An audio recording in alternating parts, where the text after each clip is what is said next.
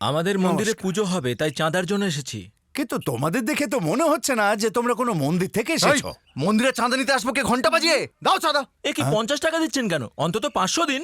যতটুকু ক্ষমতা ততটুকুই তো দেবো। ভাই নকল সোনার গয়না বানিয়ে লোককে আসল বড় টুপি পড়াচ্ছ। 500 টাকা দিলে তবে মন্দিরে ঢুকতে পারবি, না দিলে তোর ঠ্যাং আমরা ভেঙে দেবো। এই বড় এদিকে একটু আয় তো। ভাই তুই বাইরে বেরো, তোর হাত পা ভেঙে দেবো। যা গেলাবো হাসপাতালে ভর্তি থাকবে। হ্যাঁ হ্যাঁ, তুই বাড়ি থেকে একবার বেরো না, তারপর আমরা দেখে নিচ্ছি। বেরিয়ে দেখ। হ্যাঁ হ্যাঁ, একবার বেরো। আয়না বেরিয়ে দেখ। একবার চল চল চল। বেরিয়ে দেখ। ও বাড়ি থেকে বেরো না, হ্যাঁ, তারপর আয়। দেখছি আমি। কারা এরা? উল্টোপাল্টা কথা বলে গেল। দাদা কি হয়েছে? বাবাকে কিছু লোক উল্টোপাল্টা কথা বলে গেল। কারা এসেছিল? মন্দির থেকে এসেছিল। ওই যে ওরা দাদা। তাড়াতাড়ি দে, টাকা দে, দেরি করিস না, চাঁদা দে, এখনই দে।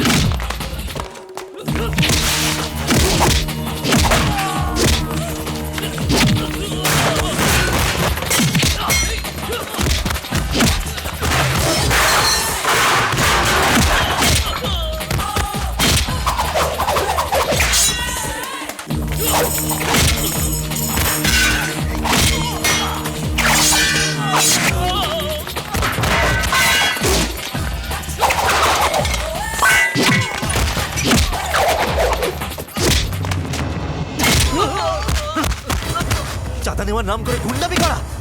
আর করবি বল, যা গিয়ে ক্ষমা চা। যা। আমাদের ভুল হয়ে গেছে। এক্ষুনি ক্ষমা চা। যা। আমার বাবার অপমান সহ্য এই করবো শোন, না। তুই কোনোদিন শোধরাবি না নাকি? তুই কবে সব ছাড়বি? শোনো, চাঁদার একটু নামে ওরা শান্ত হও। গুন্ডামি করতে এখানে এসেছিল, আর এই গুন্ডা ওদের ওপর গুন্ডামি তুমি করলো। চিৎকার করছো কেন? এইরকম কাণ্ড কোনো ভদ্রলোকের ছেলে করে?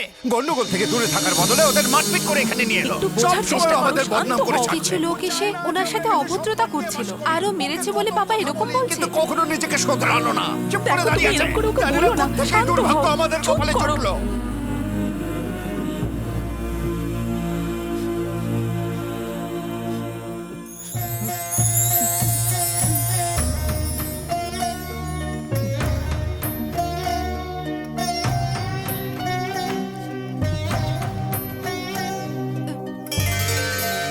দিদি, ভালো মাছ আছে, আপনিও নিতে পারেন। আসলে আমরা তো ব্রাহ্মণ, মাছ মাংস আমরা খাই না।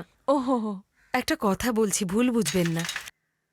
আজকালকার দিনে না আসলে কোনো ছেলে মেয়েই বাবা মাকে সম্মান করে না। এখন তো এইসবই দেখছি।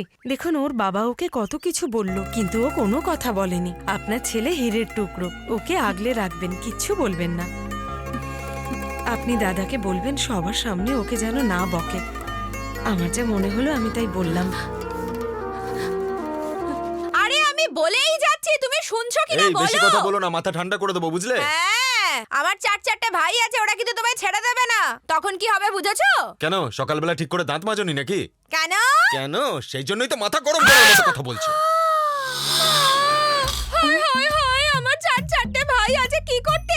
আমার মরণকালে কাঁদ দিতে? মা, আমি তোমার একমাত্র মেয়ে, তুমি কত আদর যত্ন করে মানুষ করেছো, আর তোমার জামাই আমাকে এখানে পাঠিয়ে দিল। এবার আমি কি করব? দেখো বাবা, এসে দেখো, তুমি লোকের বাড়ির বিয়েতে সোনার মঙ্গলসূত্র বানিয়ে দাও, আর নিজের মেয়ের বিয়েতে সুতোর মঙ্গলসূত্র দিয়েছো। আরে আমি কি বলবো, আমার জীবন বরবাদ হয়ে গেল। আরে আরে, কেউ অটোওয়ালাকে ভাড়া দিয়ে ওকে বিদায় করো। আমি দিয়ে দিচ্ছি। বাবা শোন বাবা, তোর দিদিকে একটু। এখানে চিৎকার করছে, না জানি ওখানে কি বলে এসেছে। ঠিক আছে, তুই ওকে নিয়ে তো যা। আর কেউ নিয়ে গেলে তোর জামাইবাবু কিছুতেই মানবে না। এই অরুণ কুমার, এত চেঁচাচ্ছি যে ভগবান কানে হাত চাপা দিয়েছে, আর তুই এখনো শুনতে পেলি না? এই চুপ, চেল্লাবি না। আমার বরের মাথা খারাপ হয়ে গেছে। মানুষ নয়, কথায় কথায় আমার গায়ে হাত তোলে। কাউকে ভয় পায় না, খালি তোকে ভয় পায়, তুই ওকে বোঝা। এই কাউকে ছাড়বো না, মেরে একদম ঠান্ডা করে দেবো, এটাই তো আমাদের স্টাইল, তাই না? এনাও তোমার খাবার। হ্যাঁ? এটা কি দাদা, তুমি বাইরে থেকে খাবার আনাচ্ছ? বৌদি নেই? হ্যাঁ, সম্মান বিক্রি করে যদি দুবেলার খাবার খেতে হয় তাহলে সেই খাবারের কোনো প্রয়োজন নেই। ওই দেখো বৌদি আরে এসছে। ও কি করে আসবে? এই ধর এটা ধর। আরে শালা বাবু, তুই তো তোর দিদিকে বাড়িতে রেখে আসতে পারতিস। এই নে চাবি। কি দাদা, একটু আগেই তো বাঘের মতো বড় বড় কথা বলছিলে, নিজের শালাবাবুকে দেখেই তুমি হঠাৎ করে বদলে গেলে যে? আর নয় তো কি, ওকে চিনিস তুই? ও 12 বছর বয়সে প্ল্যান করে না আমাকে মেরেছিল, বুঝলি? কি করে দাদা? একবার ওর দিদিকে আমি ডাইনি বলে ডেকেছিলাম, ও সেটা ভোলেনি।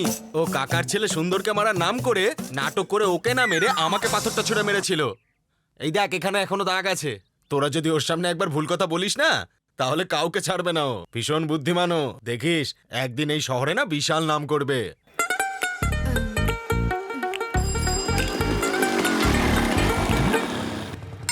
এখানে কি করছে? আর তাও আবার আঙ্গানান বিরিয়ানি দোকানের সামনে। এই নিন আপনার পার্সেল। আরে বাবা, ও নিজেকে ব্রাহ্মণ বললো, এদিকে বিরিয়ানি নিয়ে যাচ্ছে।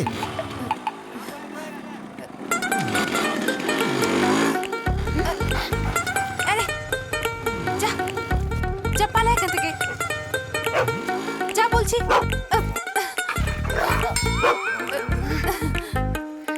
যা। সুন্দর, হ্যাঁ, কিরণ ব্যাগে কি নিয়ে যাচ্ছে বলতো? নিশ্চয়ই শাকসবজি নিয়ে যাচ্ছে। ওই, শাকসবজি দেখে কুকুর পেছনে চলে, মাছ মাংস দেখে চলে। আরে ওরা হলো বিশুদ্ধ ব্রাহ্মণ। এই বৈশালী, কি হয়েছে? রসমালাই এনেছি, তুই জলের বোতল নিয়ে উপরে আয়। শুনলি তো, রসমালাই আরে এনেছে। তুই মূর্খ নাকি? অঙ্গনা বিরিয়ানিতে রসমালাই পাওয়া যায় নাকি? হ্যাঁ, হ্যাঁ। তাই নাকি? এটা লেগ পিস পেয়েছি।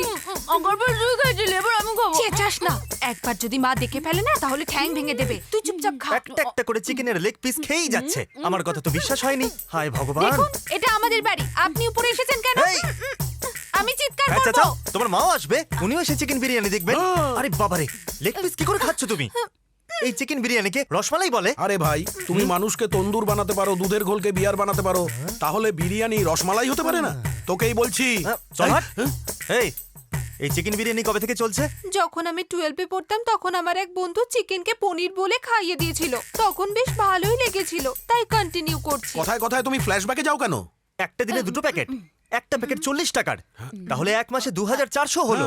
4500 রোজগার করা লোক তোমাকে বিয়ে করলে কি করে সংসার চালাবে? এটা তো যে ওকে বিয়ে করবে সে ভাববে। এ কেন এত ভাবছে?